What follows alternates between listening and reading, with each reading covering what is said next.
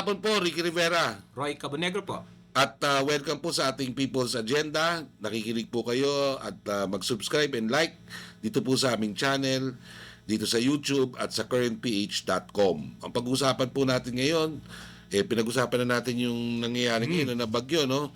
At pinapanalangin po natin na sana kaunti lang sa ating mga kababayan na maapektuhan. Pero I heard several hours ago, even yung mga cities dito po sa National Capital Region ay meron ng mga talagang binabaha at muntik-muntikanan na yata lumampas doon sa threshold level itong ating Marikina River. So, ang namin, ang payo natin sa ating mga kababayan, ipanalangin ho natin na hindi naman ganun kalala yung maging epekto nitong si Tropical Storm Christine. Christine, oo. Ba't kaya Christine, no? Sunod-sunod yan naabutan lang. Oo. Pero hindi ho si Christine ang talakay namin ngayon. Ang talakay ho namin ngayon walang iba kundi ang ating kagalang-ganang na binibining Vice Presidente, Sara Duterte. Bagyo sa politika. Yes. Yan. O siyempre, alam niyo na kung ano nangyari, kung ano pinagsasabi ni Sara Duterte. 2 oras na press con. Sabi niya, siya daw ay kinukulam. No? Literal. Okay. Kinukulam ho daw siya. Tapos sabi niya, paminsan daw, naisip niyang pugutan pa ng ulo. Mhm. Itong ating Pangulong Bongbong Marcos. Padilim ng padilim itong imahe. Kasi ayaw ibigay daw yung relo doon sa Caudete sa PMA. My goodness. No? Samantala yung kanyang ama, nung presidente pa yon 2019, nung hiniling sa kanya yung relo, binigay niya yung oris niya. Pareho kami ng relo nun ni PRRD. Parehong-pareho, as in parehong-pareho. May relo ko na ganon. So magkano yun sa'yo? Huwag mo nang alam. So yun ang binigay niya. Okay. No? Pero kay daw, hindi na daw binigay. Okay. So, hindi ko lang alam kung what went doon. And then, ang masama pa dyan, nung sinasabi ho niya na dahil dito sa political attacks, gusto daw niyang pumunta sa libingan ng mga bayani. Hukayin nila. Hukayin. No? Yung bangkay ng ama nitong ating Pangulo. No? So, ganun katindi. Itapon daw sa West Philippine Sea. Alam mo, sa kultura natin, napaka-morbid ng ganun, ano? At in fact, may mga batas tayo na pinagbabawal ang pambabastos sa ating mga yumao. Kaya nagbo-border po dyan ang ginawa ni VP Sara sa kanyang mga nasabi. Pero ako po yung nalulungkot dito sa ating Vice Presidente. Bakit ka mo? Tanungin mo ako kung bakit ako Bakit? Bakit? Kasi pagkat malamang sa hindi yan, siya ini-stress na sa kanyang trabaho. Obviously. Kasi kung ano-ano nang sinasabi niya, napaka-morbid na ng sinasabi niya, na wala nang pakundangan sa mga maaring maramdaman. Mga ang kinatatakutan ko dyan, Karoy, kung sa ganitong level pa lang na siya Vice Presidente, at medyo, sabi nga ni Richard Hayderian at ni dating presidential advisor Ronald Llamas, baka, ang tawag doon, parang bumigay. Bumigay na. Ano ba tawag sa English doon? Anong tawag dyan? Hindi nag-freak out freak out iba iba yung freak out. Nag-meltdown. Ayan, emotional meltdown. Emotional and mas mental ito Mental breakdown. Di ba? Dahil ang feeling niya, sabi niya, ako yung nag-iisa na laang, sabi niya. Kaya parang ang tingin sa sarili niya napaparanoid na siya na lang, and you and me against the world. So, anong sabi niya? Kung ganyan, sige, okay lang sa akin, I will all drag you to hell. Yan ang problema. In fact, binago na nga daw niya yung philosophy ng kanyang opisina. Ano na? Ang sabi niya, dati, for God, country, and family. Tama-tama pareho yun, pareho ng People's Agenda. Yan din ang For tinutulak God, natin. country, and family. Ngayon daw, hindi na, kalimutan na yan. Ano na daw? Sabi niya, I will drag all of you to hell. Mag-isa siya. Alam niyo po, kaya nakakalungkot, hindi ho mayor o hindi konsihal o hindi barangay captain, barangay tanod, or governor, or congressman o senador yung nagsasalita Vice Presidente. Ipagpalagay na ho natin, kunyari, nagloloko lang. Ipunta na natin sa extreme. Nagloloko. Sa totoo, kahit nahuloko yan, hindi ho tama. Well, magloko ka minsan, magloko ka dahil pangalawang beses. Pero Hindi kung dapat napakadalas ng inuulit-ulit yung mga pagluloko na yan, may mapapaisip ka Hindi, na. dapat, ano ba, Sarah, ano bang tingin mo sa Office of the Vice President? Yan po ay seryosong trabaho. Kasi ang trabaho mo, hindi naman magpatubas ng batas eh. Mag-implement ng mga polisiya. No? Seryosong trabaho yan. Na dapat, ang naririnig namin sa iyo, mga seryosong pahayag. Di ba? Lalo pa, Ricky, na napakarami nating external threat. Kaya aminin mo sa hindi, mental breakdown ang nangyari sa iyo. That's right. Dahil ang tingin mo, politically isolated ka. Mhm. Ngayon, kung politically isolated ka, why would you drag all of us down? Well, pinapakita niya ng kanyang karakter. Kaya nga nakakatakot. Dahil Yun pa, may kung- nagsabi nga Kung ganon. yung pala ay ilagay mo sa ganung pressure, ganito pala siya mag-react. Oo, nakakatakot po yan. Kasi kung ikaw ang pangalawa... Kung siya ngayon ang maging Pangulo, halimbawa, At nasa, wag naman, nasa wag naman nung sitwasyon mangyari, tayo no? ng crisis Wag sa naman West nung Philippine mangyari Sea. na mamatay itong ating Pangulo at ito maging Pangulo. Nakakatakot. I-pressure po. lang ng China yan ng konti, bibigay. Oh, that's right, no? Lalo pa at nasa panahon tayo na yung ating mga crisis ay very, very complex. No? Ang problema, Karoy, wala sa batas na konstitusyon natin na for her way out eh. Ang pwede lang ay mag-resign siya. Resign. Pero hindi natin siya pwedeng pilitin na bumalik ka diyan kung hindi mo kaya yung tungkulin mo bilang vice presidente, umalis ka diyan. Pwede ba siyang mag-leave of absence? Pwede. Pwede, no? Actually, mas That's another maganda nga sana, sinadjust natin to several episodes ago para That's right. I matapos na yan, remember, di ba? I remember, oh. Kung ikaw, Sarah, talagang pressured ka na sa nangyayari sa iyo, sa pamilya mo, di alisan mo ang politika, tapos maghintay ka hanggang 2026. 2028 pala. Oo. Hindi, 2026. Oo. Kasi fourth quarter daw ng 2026, saka siya mag-a-announce kung tatakbo siya o ng That's right. presidente o hindi. That's right. Sakto na yun for 2028. Kung na-stress ka ngayon, di, alis ka na. Di ba? Mag-resign ka. Okay? Ngayon, ito ang panangga ng ating vice presidente. Tama, magaling yung panangga niya, no? Kasi may mga nagganon. Mga pumiyok. Ang tawag doon yung young guns ng Kongreso. Na hindi natin alam kung ba't tinawag na young guns. Okay. Pero young guns daw. Na sinabi na si Sarah ganito, ganyan. Ngayon, ang response naman ni Mga Sarah, bagong tirador. mga bagong tirador, oo. Okay. Kasi dati, di ba, may ano ba yung dati? Alin sila? May Magnificent Seven, ito yung mga corrupt. Yeah, okay. Dati. Tapos meron Spice The Boys. Spice Boys. No, nung panahon ni Erap, no? That's right, that's na naging EDSA. Ngayon, may Young Guns. Okay. Hindi ko nga alam kung bakit Young Guns itong mga yan. But anyway, sabi ni Vice Presidente, kasi sinabihan siya ng ganyan eh. Sabi niya, okay, sige, pahig ako mag-psychological exam. Okay. At pero dadagdagan ko pa. Magpapa-drug test din ako. At Okay. kayo sa Kongreso magpa-drug test din. That's right. Ngayon sinagot sinagot nung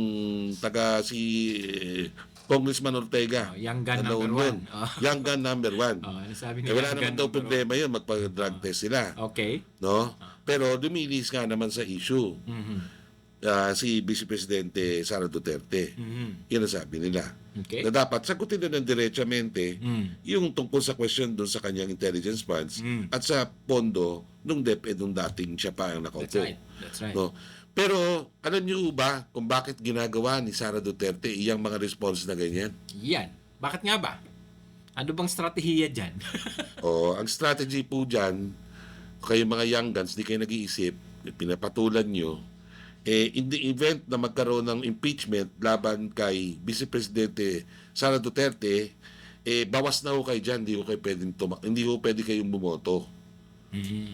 Kasi na kayo nagsabi na kayo kung ano yung tingin nyo sa Vice Presidente. So ergo, technically, kapag nagbotohan dyan, sa mga susunod na panahon, Expected na. halimbawa may mag-file ng at bilisan niya, no?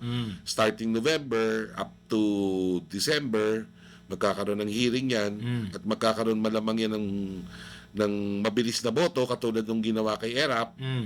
Kasi ERAP template ang ginagawa ngayon eh. Ang gagamitin. Kasi ganun ang nangyari kay Erap, alam mo ba yun? Right. Mabilis ang pagproseso sa lower house, akyat agad sa Senate. Oo. Ngayon, napunta pa yan sa mga rally-rally, di ba? That's right. Hanggang sa nabuo noong January 17, 18, 19, yun ang Pero sa presidente yun. Ito, malamang sa hindi, kapag ka na-resolve ng Senado yan at ng Kongreso acting as a whole, malamang sa hindi yan, di natin kailangan na mag-rally. Lalabas yan ng impeachment ruling at malamang sa hindi yan, matatanggal siya. Ngayon, Mabilis. the only way possible para yung epekto niyan ng impeachment hindi mangyari kay Vice Presidente, ngayon pa lang tinatrap na niya yung mga miyembro ng Kongreso. Okay. No? Na magpahayag ng kanilang damdamin, ng kanilang posisyon hingil sa ginagawa o sa mga pampublikong pahayag ng Vice Presidente Sara Duterte. Okay, so naiisahan kayo. No? At kung ako sa inyo, ingat-ingat. Ngayon, kung mas maganda, keep your mouth shut.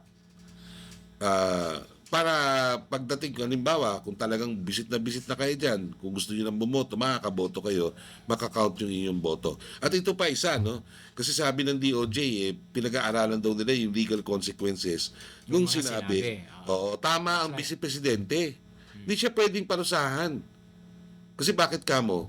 Kasi may isang nagsabi, yung mga sinabi niya, paglabag sa Revised Penal Code. Anong paglabag sa Revised Penal Code ang pinagsasabi niyo? Ang krimen, ang paglabag sa krimen, overt act. Hindi mo pwedeng parusahan yung isang tao na nasa utak niya, napugutan ng ulo ang hindi pa naman niya pinupugutan. Parang gano'n. Hindi pinaparusahan ng ating batas under our jurisdiction, kapatid. Less threatening ang kanyang sinabi, di ba? Hindi, political yun. Kunyari, sa mga political crimes.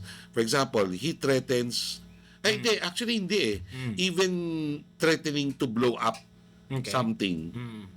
No? With the exception of the law, punishing somebody na nasa airport, na sabi niya gano'n, labas dun, di ba dyan? hindi kasi pwede, it's an expression eh.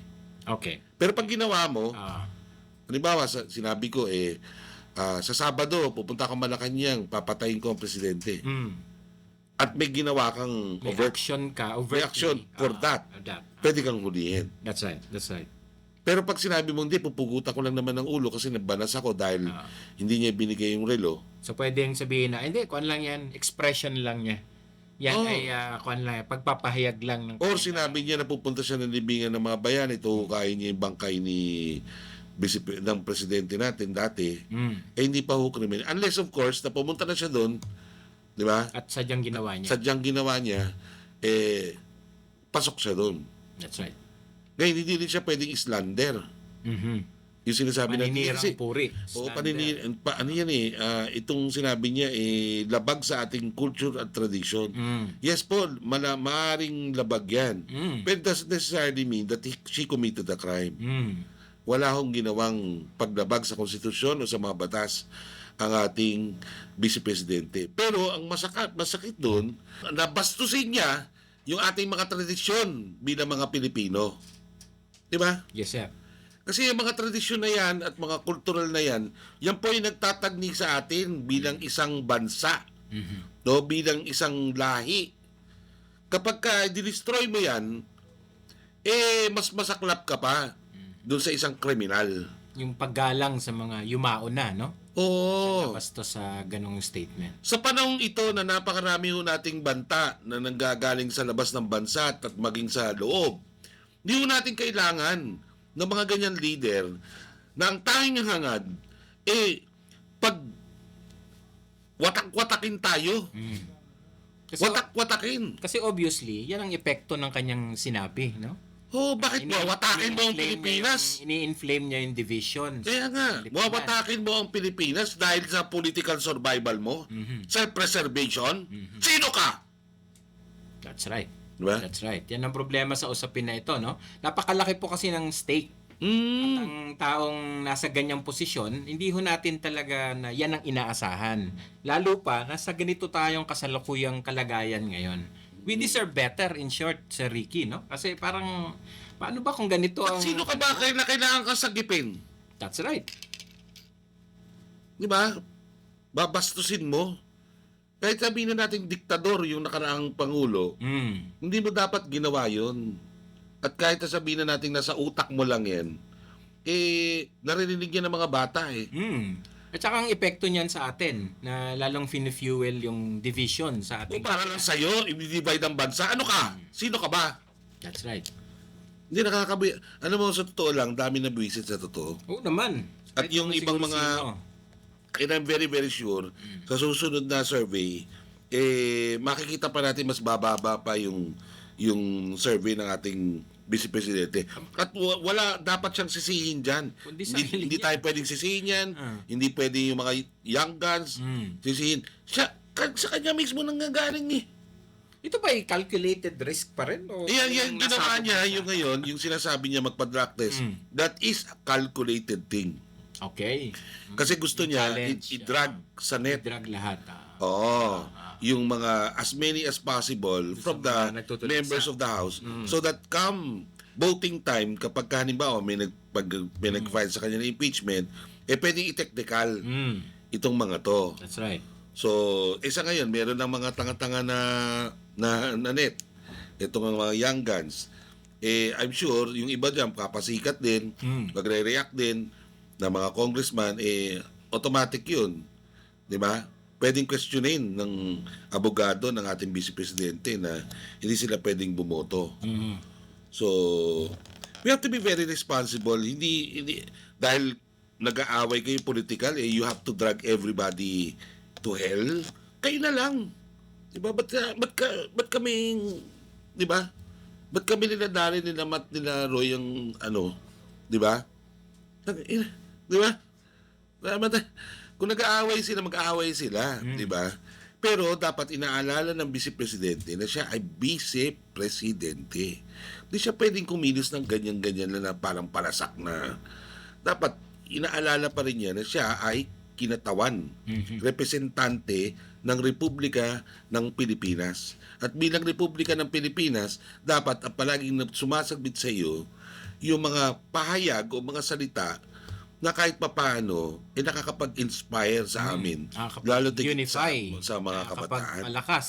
Nakakapagpalakas. Hindi yung Kahit naman may nagpapahina. galit kang personal dito sa mga Marcos, wala kaming pakialam doon. That's right. Ang pakialam namin, Vice Presidente, isipin mo na Vice Presidente ka. Whether galit ka o hindi sa Presidente, hindi yun ang usapin dito. Ang usapin dito you have to, what?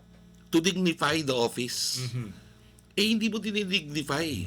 Pinupunta mo sa gutter level yung, yung sitwasyon. Di ba? We continue to respect the position. Of course. Pero we have the choice to disrespect the person. Kasi importante ho yung mapangalagaan ang position ng Vice President at President. Oo. At kahit ano pa man ang kritisismo namin sa mga taong nandiyan, nire-respeto pa rin. At isipin mo, may sinabi rin siya na lahat daw dapat magpa-drug test sa mga members ng Congress. Mantakin mo, galing-galing ka sa Executive Department, sasabihin mo yung kabilang branch Na utusan mo silang na gumawa ng Legislative ganyan. Department, di ba? Yung mga miyembro nun na, oy, kayo, sige, papadrug test ako. Pati si Paulo, papadrug test. Kayo rin, dapat. So tinapon niya lahat ng courtesy between the two. Hindi na nakakatuwa yan, Sarah. Hindi nakakatuwa. Hindi ka nakakatuwa. Hindi ka cute. Okay, nasira tuloy yung imahe ko nung kanyang mga sinulat doon sa Wala na. sa children's book. Ibig sabihin to, masyadong selfish tong taong to. Hindi inaalala yung kapakanan ng taong bayan ng mismong bansa. 'Di ba? Ang inaalala niya yung kanyang preservation at preservation ng pamilya niya. No, na mawawalan sila ng kapangyarihan. Ibig bagang sabihin, itong taong ito, okay lang na magkawatak-watak tayo, basta sila, okay sila. Mali yun. Maling-mali yun, mga kababayan. So, subscribe and like, I'm sure yung mga DDS, Nakikinig naman na. kami po sinasabi ho lang namin kung ano yung nakikita namin, kung ano yung nasa chatter. Ngayon, bahala kayo, mag-comment kayo kung anti-Duterte kami o pro-Duterte kami. Kami po ay para sa katotohanan lang. At kahit sa kanino yung itanong yan, maski sa dayuhan o sa lokal na nakakikita dyan sa actics ng ating Vice Presidente, may buang yung magsasabi na okay yan, tama yan. Kasi kailangan ganun ang gawin mo sa presidente or ganun ang gawin mo sa kongreso or ganun ang gawin mo sa pamahalaan. May buang yun. Ano may buang? May sira ng ulo. Kaya nga naawa. Kaya nga, sa totoo, naawa ako eh. Kung ako sa vice presidente, pahinga kasi, ma'am, punta ka mo ng Germany or what, you know, no? Pahinga. Kasi baka talagang sobrang stress na eh. No? At kung stress ka, sabihin mo na lang yan in private. Yan, gusto mong pugutan ng ulo si Makoy, pakialam namin, di ba? Basta private. Pero pag pinubliko mo, you have to be very, very responsible. This is the only time in our history na ang Vice Presidente ganyang binastos, binaboy yung Kongreso at yung Executive Department. First time. Wala akong nakita sa kasaysayan bilang historiador na nagganyan. In fact, dati nung panahon, meron si Doy Lauren nakipag-away kay Cory Aquino. Pero dinaan sa sulat. Hindi dinaan na pumunta sa publiko at sinabi niya, ganito si Cory, ganyan, na-influensya ni Pepeng Cojanco, whatever, di ba? Walang ganun. Inano pa rin. So, ang panawagan natin, Cabo Negro, ay manumbalik yung sana yung integrity sa pamamahala, no? Integrity ng mga tao. Yung pagiging ang tawag diyan, hindi courteous ang tawag diyan. Respectful, no? Sa bawat isa na gustong magsilbi sa ating bayan. Oo, respetuhan lang, 'di ba?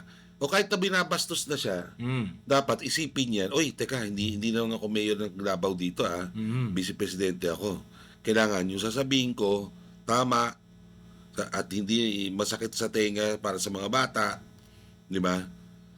At hindi nakababastos. Respetuhin po natin ang mga posisyon na to sa ating at bakit ba nagsimula yan? Nagsimula lang yan dahil ayaw niyang sagutin yung mga tanong tungkol sa kanyang budget. Yun lang naman talaga yan. Naman. Ayaw niyang maging accountable. Sa dapat naman ay accountable siya. Oo, at kasi sabi niya, hindi, PR kasi yan PR stunt o political. Hindi po yun.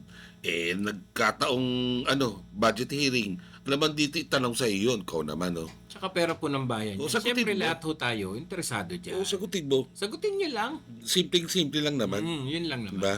I-explain mo sa taong bayan bakit may 95,000 pesos na one-day rental doon sa isang safe house o 16 million ang ibinayad doon sa mga safe. Anong klaseng safe house yan? Baka naman nagbabay time lang para ma-justify lahat.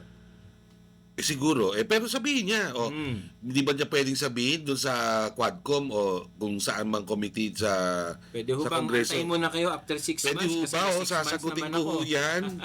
Dahil sang-ayon naman ho sa batas, sa regulasyon ng Commission Commission on Audit. Meron po kung 6 na buwan para sagutin yan. Simple, di ba? Baka mas matanggap pa yun. Nakikipag-away ka bakit? Dahil hindi siya sanay. Brat kasi. Hindi siya sanay na tinatanong. That's right. Nag-lawyer ka pa. Kung di ka naman sanay na tinatanong. Hindi lang yon. Naggobyerno ka pa. Kung ayaw mo mag-accountable sa action. Di ba? Di naman. Huwag ka mag-lawyer. Kung ayaw mong tatanungin ka. Di naman pwede po yan. Ay, nako. Napakarami pong problema ng bansa at lalakit pa at magiging komplikado pa, no? Yung mga ganito mong kahinaan sa ating mga liderato ay dapat po talaga iwasan natin ito. Dahil makakasama po sa again baka sabihin naman ng hindi ho tayo galit sa kanya personally. We are actually yung behavior, yung ginawa. That's right. At sana po magkaroon pa ng pagkakataon para sa ating Vice Presidente na magbuni-muni at eventually sa susunod niyang namang sa Friday, baka meron na naman yan. O pagdating niyo ng Friday, calmer, peaceful, beneficent na Vice Presidente ang ating pong masumpungan. That's right. No? Tayin po Ganda pa natin naman yan. siya. Crush mo pa naman, Roy. Naku po. Oo. Pwede. Di ba crush mo naman? Sige lang, pwede na. Magandang hapon mga kababayan. Nga po.